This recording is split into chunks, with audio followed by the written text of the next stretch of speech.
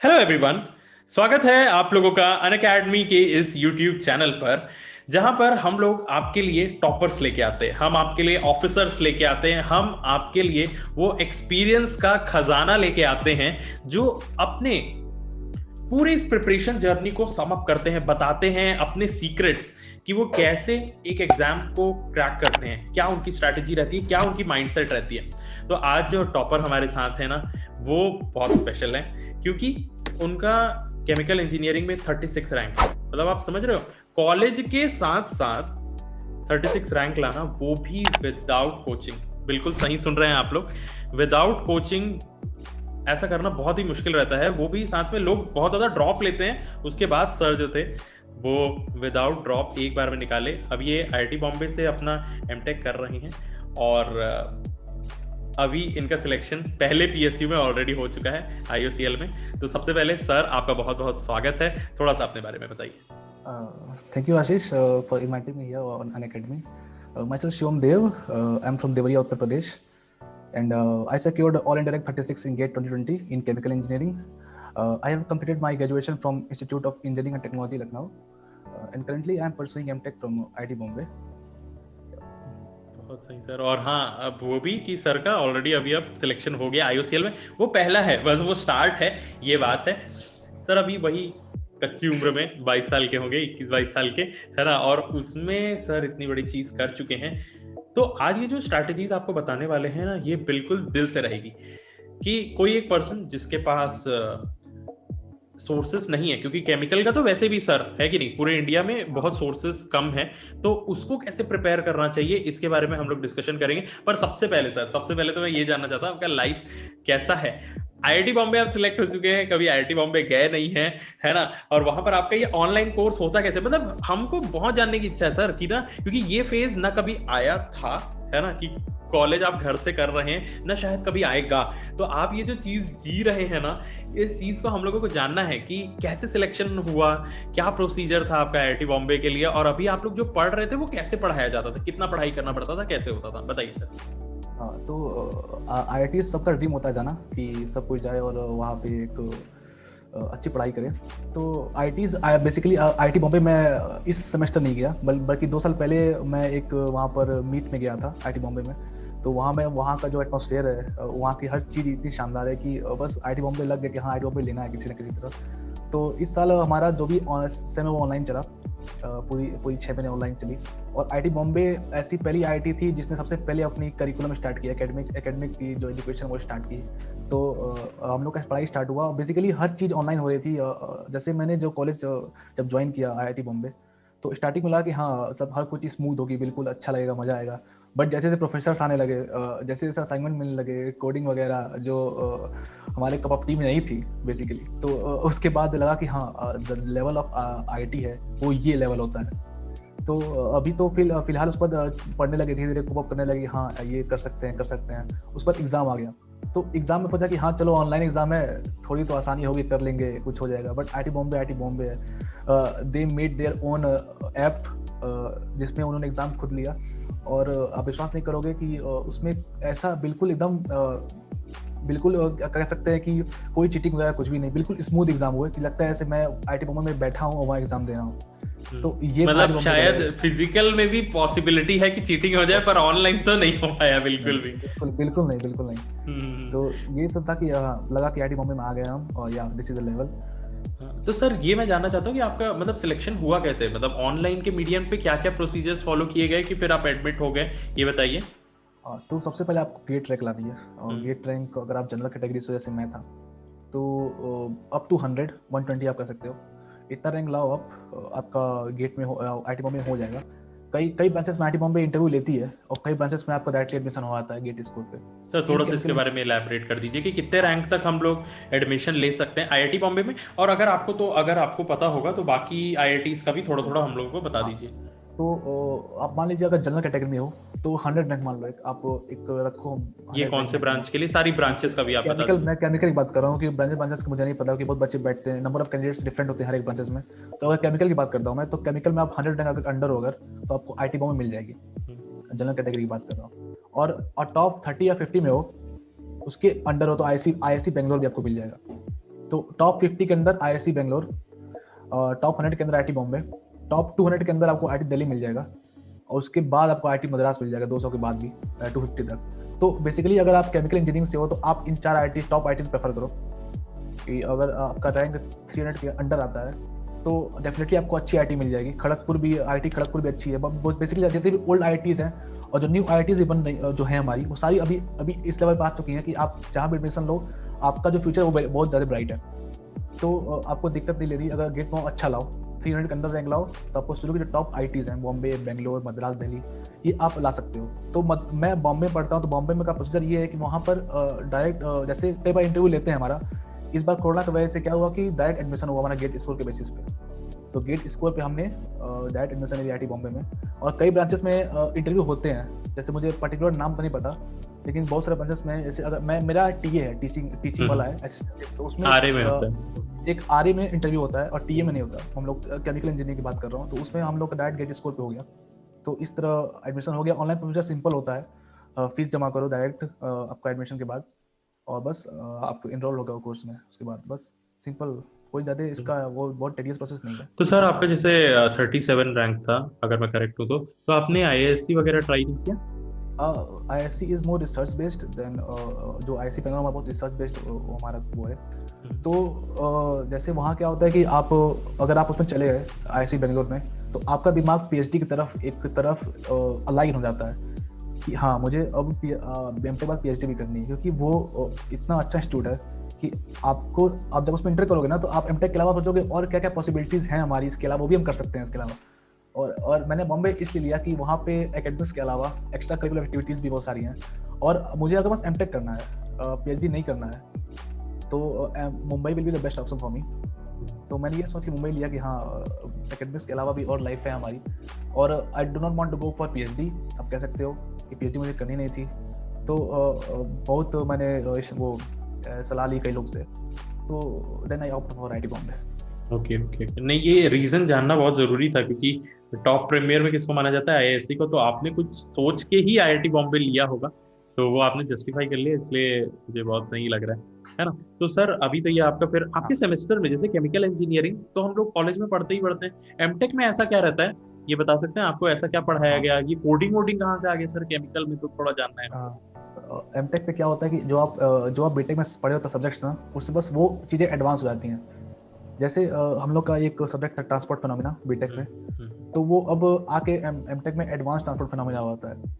वैसे CRE है तो एडवांस CRE हो जाती है, मतलब आप पढ़ते वही चीज़ हो बट और डेप्थ में पढ़ते हो MTech में आके, और आप उसको और अच्छे से समझते हो, उसकी अंडरस्टैंडिंग लेवल बहुत अच्छी हो जाती है आपकी MTech में आके। तो ये डिफरेंस है BTech और MTech में। BTech में बस आप अगर एक सिंपल इस लेवल पे हो, तो MTech में आप इस लेवल अप्लाई करते हो, तो आप सोच सकते हो कि लेवल बहुत ही अप हो जाता है। और जो भी प्रोग्राम बनाते हैं उसमें सॉल्यूशन जो होते हैं वो कई बार बहुत कैलकुलेटिव होते हैं। तो उसके लिए आपको सॉफ्टवेयर चाहिए, आपको ऐसा कोई सॉफ्टवेयर चाहिए जो आपको सिंपली उस चीज़ सॉल्व करके दे दे। तो उस पर कोडिंग आती है। Coding is the easiest way to solve any calculative questions. So हम उसमें कोडिंग यूज़ करते हैं। तो बेसिकली हम लोग कोडिंग BTech में उतना अच्छे पढ़े नहीं थे, तो हम लोग के लिए बहुत टफ था। बट अब जैसे MTech में IITs में आ गए हैं, तो अब कोडिंग जो लग रहा है कि हाँ कोडिंग ऐसा चीज़ है जो आप अगर सीख गए तो हर चीज़ बहुत ईजी हो जाएगी आपके लिए। और कोडिंग का यूज़ हर एक सब्जेक्ट्स में है, बस केमिकल इंजीनियरिंग में नहीं है, हर एक ब्रांचेस में है। तो कोडिंग का इंपॉर्टेंस हमें यहाँ का पता चला कि हाँ MTech में अगर कोडिंग ये वाला करते हैं, ऐसे करते हैं, तो कितने यूजफुल होगी हमारे लिए। ये अच्छा लगा सर, क्योंकि अभी जो लोग वहाँ पर आएंगे, जो लोग सोचते हैं कि ये ब्रांच लेंगे, तो उन लोगों को पता रहना चाहिए ना कि क्या क्या चीज़ों से डील करने वाले हैं। अच्छा, हम लोगों ने इस चीज़ को बहुत अच्छे से समराइज़ कर लिया सर कि IIT बॉम्बे में क्या क्या चीज़ें होंगी। हाँ, बस आपने ये फिजिकली नहीं किया, पर एक बात मैं ये ज़रूर कहना चाहता हूँ सर, मैं भी IIT बॉम्बे गया था।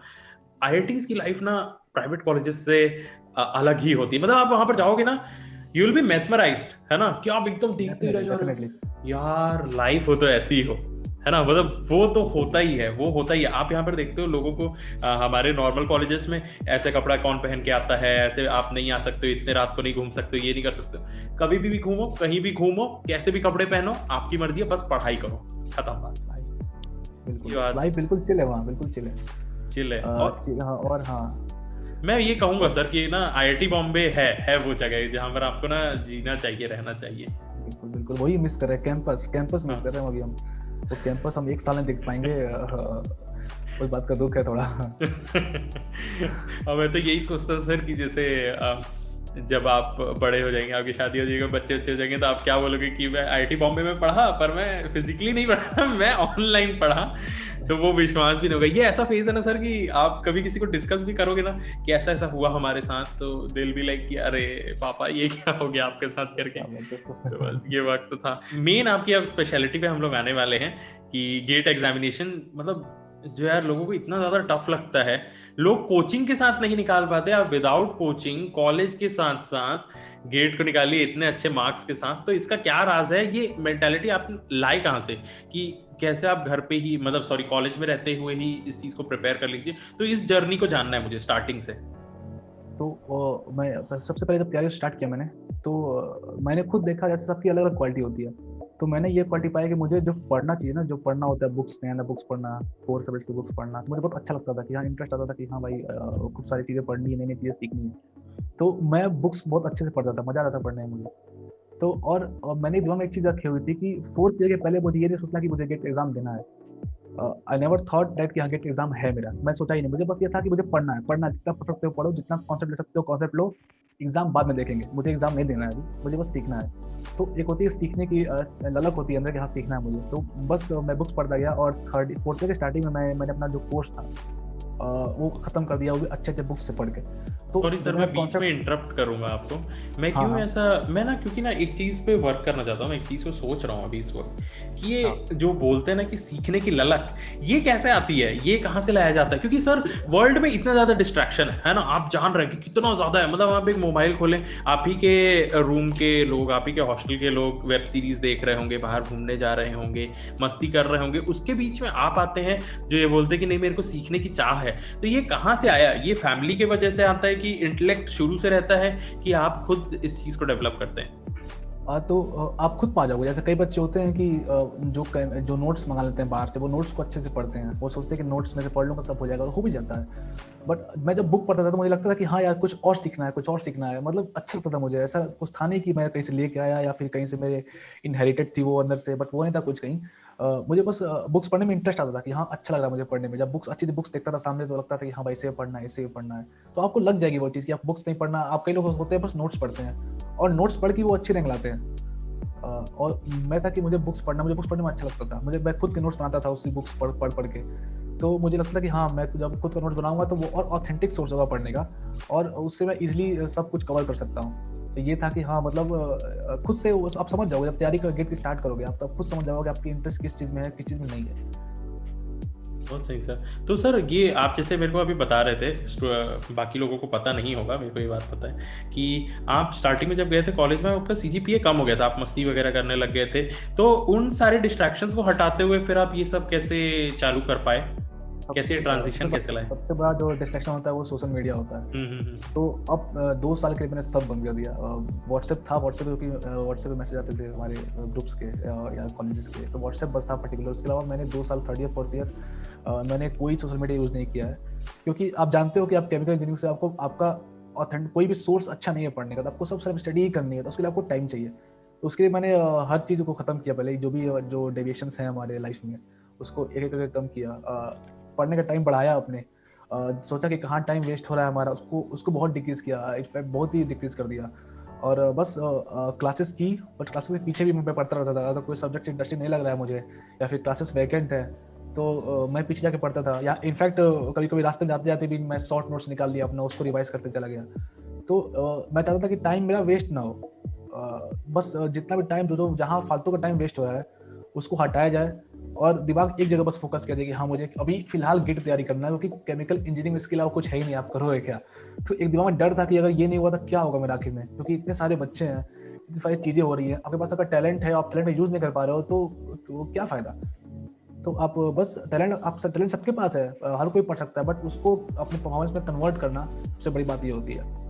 तो उसको कन्वर्ट करने के लिए गेट ऐसा एग्जाम जो आपको देखता है कि आप अपने टैलेंट को कैसे परफॉर्मेंस में कन्वर्ट कर रहे हो, कैसे मार्क्स ला रहे हो, कैसे फिक्स कम टाइम में अपने टैलेंट का आप उपयोग करके अच्छे रैंक ला रहे हो। तो गेट हर कुछ चेक करता है, और जो बच्चा उसमें अच्छा कर देता है वो उसकी रैंक आती है अच्छी।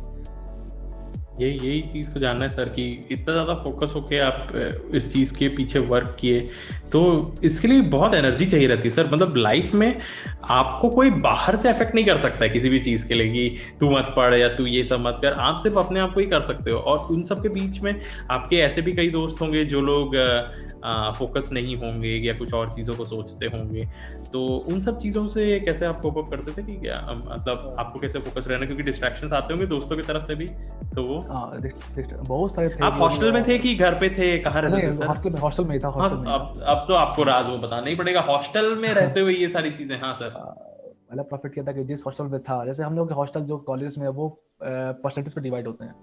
तो थर्ड सेमेस्टर मेरा परसेंटेज अच्छा था, जैसे मुझे ए ब्लॉक, जैसे मेरे क्लास में बोलते हैं ए ब्लॉक जो है उसमें मतलब मोस्टली जो बच्चे होते हैं वो वही वाले होते हैं, पढ़ाकू एकदम बिल्कुल। तो अब मानो मेरा फोर्थ सेम जब गेट एग्जाम था उसके पहले पिन ड्रॉप साइलेंस था पूरे कॉलेज में, पूरे हॉस्टल में। मतलब माहौल में हमारा हॉस्टल में सही था। और जो भी मेरे नेबर्स थे ना, दोस्त थे मेरे, वो भी अच्छे तैयारी कर रहे थे, इनफैक्ट बहुत अच्छे से तैयारी कर रहे थे। तो हर दोस्त मेरे अच्छे जगह इस समय हैं। तो ये था कि एक मोटिवेशन था, बट हाँ डिस्ट्रैक्शन से बचना बहुत जरूरी था। अब आप 100% नहीं बच सकते हो डिस्ट्रैक्शन से, तो आपको जहाँ आपका टाइम वेस्ट हो रहा है ना, उस टाइम को आप उसी दिन किसी और जगह बचा लो। या खाना खाने के बाद आप टहलते हो या आप कहीं और टाइम वेस्ट करते हो, उस टाइम को हटा के उस टाइम पढ़ाई कर लो। आप सोते हो, आधा घंटा सोना कम कर दो अपना रात में। आप 7 घंटे सोते हो, 5 घंटा सो रात में एक दिन, तो आप पूरी तरह बच नहीं सकते हो। बस आपको टाइम, उस जो टाइम वेस्ट हो रहा है उसको कंपेंसेट करना पड़ेगा, कहीं ना कहीं कंपेंसेट करना। बिल्कुल सर मैं आपको एक सच्ची बात बताऊं, मैं ना इतनी चीज़ें अब लिंक कर पा रहा हूँ ना, मैं इतने लोगों का इंटरव्यू ले लिया हूँ अभी तक, मैं करीब 20-25 लोग हो गए अभी तक में, और उन सब के बीच में यही सारी चीज़ें कॉमन है कि ना आप कभी भी कुछ भी गलती करो, है ना, क्योंकि आपकी लाइफ में प्रॉब्लम आएगी, बस आपको ना उसको कहीं ना कहीं कंपनसेट करना है। आज मैंने इस चीज़ को नहीं कर पाया, तो ना मेरे को दूसरी चीज़ों को कंपनसेट करना पड़ेगा, है ना। तो ये हर जगह पे कॉमन रहता है। सारे स्टूडेंट्स को मैं बताना चाहूंगा कि आप लोग बाकी के इंटरव्यूज भी देख सकते हैं, और बाकी मैं समराइज भी कर रहा हूँ यहाँ पर। तो ये एक बहुत बड़ी चीज कॉमन है कि आपको कहीं पर भी कुछ कर रहे हो उसका कंपनसेट कहीं और पर कर लीजिए, यही आपको हेल्प करेगा हेल्थ वाइज भी, है ना, कि ज्यादा कहीं खा लिए हैं तो थोड़ा एक्सरसाइज कर लीजिए, और यही आपको हर जगह लेके जाता है। तो सर आप बताइए कि आपका स्ट्रैटेजी कैसा था, बुक के साथ कैसे प्रिपेयर किया जाए, मतलब अब हम लोग प्रिपरेशन स्ट्रैटेजी पे ही आ रहे हैं, आप कहाँ से स्टार्ट किए सबसे पहली बात, ठीक है, और फिर आप कैसे किए, टेस्ट वगैरह दिलाए, क्या किया करते थे, उसको हम पूरा डिटेल में आप जानना चाहते हैं। तो मैंने स्टार्ट किया बुक सेकेंड ईयर के एंड से थर्ड ईयर के स्टार्टिंग में। आप कहते हो तैयारी करते, डेडिकेटेड लेवल ऑफ तैयारी, तो डेडिकेशन वहाँ से स्टार्ट हुआ मेरा। मैंने बुक्स उठाए, कुछ अच्छे बुक्स जो भी हमारे सब्जेक्ट्स में हैं, तो उसको उठाया और उसको पढ़ना स्टार्ट किया। जो टॉपिक्स हमारे आते हैं गेट में, तो उसको अच्छे से पढ़ा, उसके पीछे कॉन्सेप्ट समझा, क्योंकि और कोई बताने वाला था नहीं हमको इतने अच्छे से क्या कैसे क्या होता है। तो जो भी था उसको कंप्लीट किया, और बुक्स पढ़ने के बाद मैंने वो शॉर्ट नोट्स बना लिए अपने। जितने भी नोट्स थे वो मैंने बना लिए। और शॉर्ट नोट्स जो होते थे मेरे, वो अगर एक सब्जेक्ट है कोई, तो वो 10 पेजेस के होंगे। उस 10 पेजेस में आपकी पूरी बुक आ जाती थी मेरी। तो आप सोच लो कि आप उस 10 पेजेस में मैंने अपनी पूरी बुक कवर कर ली। और उसके बाद मैं बुक नहीं पढ़ता था, मैंने दो बार बुक पढ़ी। उसके बाद मैं शॉर्ट नोट्स पढ़ता था बस, कि शॉर्ट नोट्स आप एक बार पढ़ लिए, उसके बाद आपका पूरा बुक कवर हो गया। तो मैंने वही कहा ना कि गेट एग्जाम शिफ्ट हो रहा है अब hard work to smart work. आप हार्ड वर्क करो, अगर आप हार्ड वर्क स्मार्ट वर्क भी कर रहे हो ना, तो आप क्रैक कर दोगे। तो इसके तो वही है कि मैंने नवंबर के आसपास टेस्ट सीरीज ज्वाइन कर ली, कई दो टेस्ट सीरीज ज्वाइन की, और दोनों टेस्ट सीरीज काफ़ी अच्छी थी, और मैंने स्टार्टिंग टेस्ट सीरीज देना स्टार्ट किया। तो आप बस एक चीज़ दिमाग में रखो, जितनी गलतियाँ करना है वो टेस्ट सीरीज में कर लो, वहाँ गलती नहीं होना चाहिए। तो ये दिमाग में था कि जहाँ जितना गलती आप यहाँ करोगे, उतना कम गलती आप गेट पेपर में करोगे। तो यहाँ मैंने खूब सारी गलतियाँ की, सुधारा, और अंत में मैं गेट पेपर में मेरे नेगेटिव मार्क्स बिल्कुल नहीं थे इस बार। क्वेश्चन मैंने कम अटेम्प्ट किए, बट नेगेटिव मार्क्स मेरे बहुत ही कम थे। आपका लोग -0.3 बस था, एक क्वेश्चन गलती था नेगेटिव। तो ये था टेस्ट सीरीज का फायदा। तो आपको 3 चीज़ करनी है, कोई भी अगर जूनियर ये वीडियो देख रहा है और तैयारी कर रहा है, तो आपको 3 चीज़ देखनी है। पहला, आप ये मत सोचो अगस्त तक, आप अगर 4th ईयर में एंटर कर रहे हो और सितंबर तक, आप मतलब टिल सितंबर आप ये मत सोचो गेट का पेपर है। अगर आप 3rd ईयर में हो इस समय, तो और आपको एग्जाम देना है 4th ईयर के बाद, तो 4th ईयर में रहते फाइनल ईयर में, तो आप ये सोचो कि अभी आपको गेट का पेपर देना ही नहीं है, आपको बस सीखना है। सीखते जाओ, जितना सीख रहे हो उतना सीखते जाओ, और सितंबर तक पूरा कोर्स कवर कर लो। सितंबर के बाद तैयारी करना है आपको गेट की, सितंबर के बाद, क्योंकि असली तैयारी आपकी टेस्ट सीरीज से होगी। तो सितंबर के बाद अक्टूबर के एंड तक टेस्ट सीरीज ले लो और टेस्ट सीरीज दो। तो 3 चीज़, बुक्स पढ़ो, टेस्ट सीरीज 2 और शॉर्ट नोट्स जो था मैंने पूरे दिसंबर और जनवरी शॉर्ट नोट्स ही पढ़े हैं। मैंने कोई नोट्स नहीं उठाए, अपने वो मोटे मोटे नोट्स कुछ नहीं उठाए। मैंने जो मेरे शॉर्ट नोट्स थे हर एक सब्जेक्ट से 10-10 पेज के, 12-12 पेज के, 15-15 पेज के, तो उसको मैंने पूरा पढ़ डाला। उससे वो मैं रोज पढ़ता था, रिवाइज करता था उसको, जिससे मुझे फॉर्मूला मुझे भूलता नहीं था कभी। तो ये 3 चीजें, बुक्स पढ़ो, अच्छे से बुक्स पढ़ो, टेस्ट सीरीज में जो गलतियां करनी है उसको गलती को बार बार दोबारा गलती ना करो, जो गलती हो रहा है उसको लिख लो कॉपी पे, और उसके बाद उसको गलती को रोज देखो क्या गलती मैंने की, और अपना एम बनाओ। एक वीक का टाइम टेबल बनाओ कि मुझे एक वीक में ये पढ़ना है, डे टू डे का टाइम टेबल बनाओ, हर दिन क्या पढ़ना है, और हर दिन उस टाइम टेबल को बिना खत्म किए उठो मत कि आज मुझे इतना क्वेश्चन कवर करना है तो इतना मैं करके उठूंगा, और इसके पहले नहीं उठूंगा। तो यही है कि जितना 1 डे का बनाओ टाइम टेबल, बहुत सारा 1 महीने का बनाना टाइम टेबल जरूरी नहीं है कि 1 वीक का बना ले या 1 महीने का बना ले। 1 वीक का बनाओ, उसको 1 डे का बनाओ, उसको हर दिन फॉलो करो, और जो भी अपनी कमी है, जो भी गलतियां हो रही है उसको दूर करते जाओ, और शॉर्ट नोट्स रिवाइज करते जाओ। हाँ, और एक चीज़ और, प्रीवियस ईयर जो क्वेश्चन होते हैं वो डेफिनेटली सेम क्वेश्चन तो नहीं आते हैं एग्जाम में हमारे, बट कई बार क्वेश्चन उसी कॉन्सेप्ट पे आते हैं।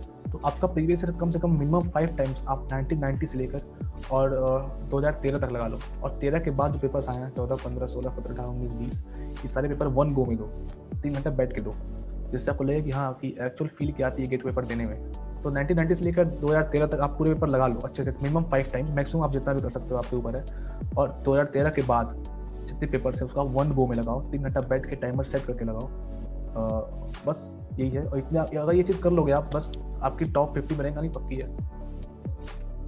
सर ये है ही इतना डिफिकल्ट टास्क, क्योंकि आदमी जब इस चीज को सोचे कि आप 13 से लेके अभी तक का एक 1 गो में लगा रहे हो 3 घंटे में, क्योंकि आपने ये क्यों कहा ये तो मैं समझ गया हूँ, क्योंकि आपको वो उसके बाद के आंसर्स याद हो गए रहते हैं, है ना, बहुत सारे वैल्यूज, बहुत सारी चीजें। कि जैसे क्या है कि आपने पहले का लगा लिया, अब जो 13-14 का पेपर जो है ना, 14 से लेकर 20 तक का, उसको आप ये करो कि 3 घंटा बैठ के लगातार लगाओ उसको। ऐसे पेपर आप गेट पे देते हो 9:30 से लेकर 12:30 तक। मैंने जनवरी में पूरा जनवरी हर एक दिन मैंने नहीं मान सकते 20 जनवरी 20 पेपर मैंने 1 जन से लेकर 20 जन तक हर एक पेपर मैंने 9:30 से 12:30 के बीच में दिया है, क्योंकि वही एक्चुअल टाइमिंग होती है गेट की भी।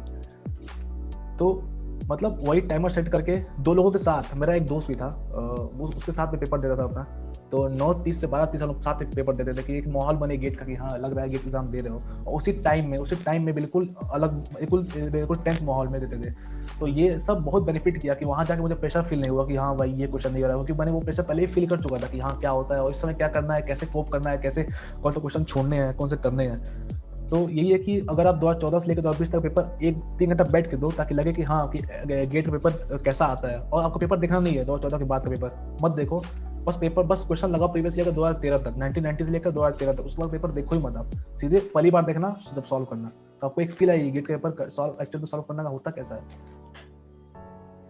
हाँ सही सर, मैं आपको ये कहूँ ना सर, पूरा ओवरऑल जो भी हो रहा है यहाँ पे हम लोग डिस्कशन, आप डिजर्व करते हो सर, यू लिटरली डिजर्व, क्योंकि आपने इतना रगड़ा है अपने आप को, है ना, डिस्ट्रैक्शन से हटते गए, करते गए, और उसी चीज़ को कई बार गलती हो रही है तो भी कर रहे हैं, लगे हुए हैं, कितने बार करें, ये मेन मन से ही लड़ना रहता है सर। कल मैं ना एक ES ऑफिसर का इंटरव्यू ले रहा था, है ना, वो मैकेनिकल के थे, है ना, तो वो एक चीज़ बताया कि ना आप अभी जिस फेज में है ना, हम लोग जो अभी जिस फेज में रहते हैं, इस समय पे ऐसी परीक्षाएं होती है ना, इसी समय पे ना कहीं से पैसा आता रहता है, ऐसा लगता है कि आप अच्छे दिखो, है ना, लोगों को दिखाओ कि आप क्या कर रहे हो, है ना, और अभी ही हर टाइप के डिस्ट्रैक्शन रहेगा आपके पास कि ना ये भी आपके ऊपर अटैक करेगा, वो भी करेगा।